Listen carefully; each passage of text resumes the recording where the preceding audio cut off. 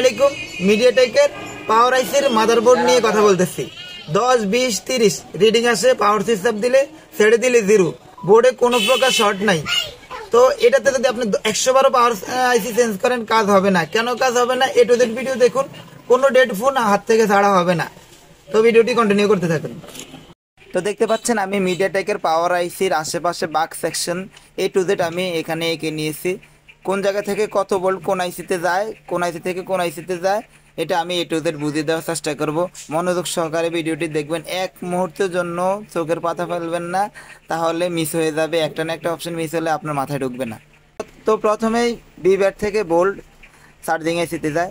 তো এখানে চার্জিং আইসি উপরে রয়েছে, চার্জিং আইসি থেকে মিডিয়াটেকের পাওয়ার আইসিতে যায়, বিসিএস ভোল্ট যায়, বিসিএস ভোল্ট যায় পাওয়ার আইসিতে। তো এখানে পাওয়ার আইসিটি ধরে নিলাম MT 6357 CRV। তো আইসির পাশে বাক কয়েল থাকে। তো বাক কয়েলে বিভিন্ন প্রকার বোল্ট থাকে, বাক কয়েলগুলোর আলাদা আলাদা নাম রয়েছে। যেমন এখানে হাই ওয়েল্ডে রয়েছে, লো ওয়েল্ডে রয়েছে। তো এখানে 5টা বাক কয়েল রয়েছে, 5টা বাক কয়েল একে একে আমি নাম বলতেছি। মাঝখান থেকে 3টা বাক কয়েল সরাসরি সিপিইউতে বোল্ট যায়, যেমন মডেম, ভিকোর, বি প্রোক। তো পাওয়ার আইসির পাশে যে বাক কয়েলগুলোতে 0.6 ভোল্ট থেকে 1.2 ভোল্ট থাকবে, এগুলো সরাসরি সিপিইউতে যাবে। যেমন এখানে 3টা কয়েলে সিপিইউতে গেছে। এবার 4 নাম্বারে যে কয়েলটা রয়েছে এটা BCA, এটা হচ্ছে 4G আইসির জন্য লাগে। এটার পাওয়ারের সেকশন এটার দরকার নাই। এটা পাওয়ার অন হওয়ার পরে যদি 4G নেট না পায় তাহলে এটা চেক করতে হয়।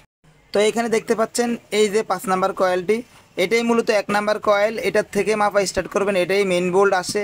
মেন বোল্ট এটা হচ্ছে হাই এলডিও। তো মূলত হাই এলডিও বলা হয় কোয়ালকম পাওয়ার আইসির বেলায়, আর মিডিয়াটেকের পাওয়ার আইসির বেলায় বলা হয় BS1। এটার বোল্ট হচ্ছে 2.05 ভোল্ট। এখানে 2.05 ভোল্ট থাকবে। তো বাক সার্কিটে আরও একটা বোল্ট থাকে, যেমন লো এলডিও বোল্ট থাকে, ওটার মান থাকে হচ্ছে 1.3 ভোল্ট। তো 1.3 ভোল্ট এখানে কোনো বাক কয়েলে নাই। তো এই মিডিয়াটেকের এই পাওয়ার আইসির এই ধরনের ক্ষমতা নাই এতগুলো বোল্ট উৎপন্ন করার। তো সেই ক্ষেত্রে আলাদা এখানে আইসি বসানো হয়েছে, যে আইসিটি হচ্ছে এক্সটার্নাল বা কনভার্টার। এটা পাওয়ার আইসির পাশে থাকবে 8 পিনের একটা আইসি। তো এই আইসিটা আমি দেখিয়ে দিচ্ছি বোর্ডের মধ্যে। এই যে দেখতে পাচ্ছেন এখানে একটা 8 পিনের আইসি থাকে, আমি আরও ভালোভাবে দেখাচ্ছি। তো এই আইসির কাজ হচ্ছে 1.4 ভোল্ট উৎপন্ন করা। এই আইসির গায়ে লেখা থাকে Z03। তো BS1 এর 2.05 ভোল্টই এটাতে ইম্পোর্ট হয়, সাথে চার্জিং আইসি থেকে 3.7 আরেকটি ভোল্ট ইম্পোর্ট হয়। তো এই ইম্পোর্ট হওয়া ভোল্ট থেকে আবার এটা থেকে একটা ভোল্ট আউটপুট হয়, 1.4 ভোল্ট আউটপুট হয়। এই 1.4 ভোল্টটি হচ্ছে লো এলডিও ভোল্ট। আর মিডিয়াটেকের ক্ষেত্রে এটাকে VS2 বলা হয়। তো এই আইসির 7 নাম্বার পিনে বা আইসির আশেপাশে মেপে দেখবেন, যদি 1.4 ভোল্ট না পাওয়া যায় তাহলে ধরে নেবেন এই আইসিটি খারাপ, আর এই আইসিটি খারাপ থাকলেও পাওয়ার অন হবে না। তো এই আইসিতে 1 ভোল্ট উৎপন্ন হয়ে আউটপুট হয় অন্য একটা আইসিতে, ওই আইসির না, ওই আইসিটি হচ্ছে একটা বল আইসি, 6 পিনের একটা বল আইসি।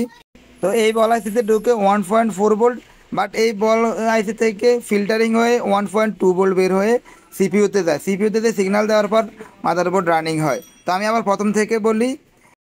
তো এই আইসিটির নাম হচ্ছে LDO ফর VA12।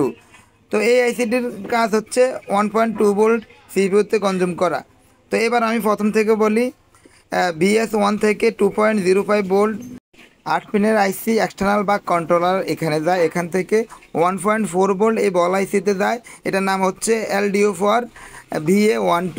তো এখান থেকে আরেকটা 1.2 ভোল্ট বের হয়ে সিপিইউতে যায়। তো এখানের কোনো এক জায়গায় যদি ভোল্ট ড্রপ করে তাহলে আর ফোনটি রানিং হবে না। তো আপনি যদি 50 বারো পাওয়ার আইসি চেঞ্জ করেন কাজ হবে না। মূলত টোটাল এই পুরোটা মিলে একটা পাওয়ার সেকশন। তো ভিডিওটি ভালো লাগলে অবশ্যই শেয়ার করে দিবেন, আর আমার পেজটি ফলো করে দিবেন।